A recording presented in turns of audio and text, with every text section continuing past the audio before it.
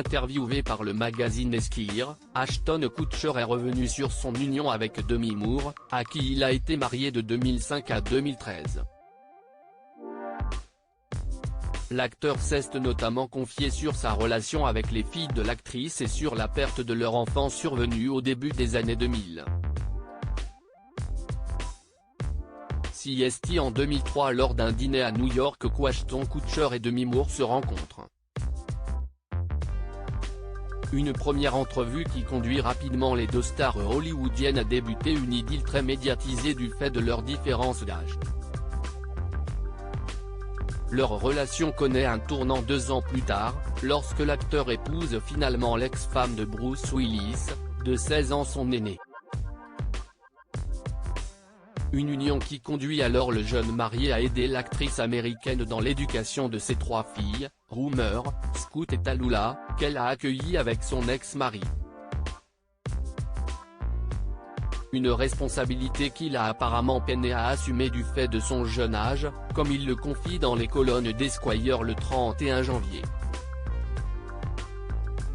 J'avais 26 ans et la responsabilité d'un enfant de 8, 10 et 12 ans, remarque-t-il auprès du magazine, tout en assurant qu'il entretient toujours de bons rapports avec les progénitures de son ancienne compagne.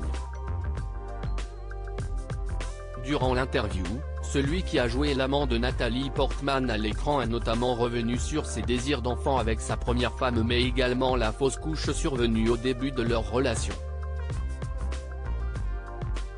Un événement douloureux s'y est lors de sa seconde union, célébrée en secret en 2015 avec sa partenaire de That 70's Show, Mila Kunis, qu'Ashton Kutcher est finalement devenu papa.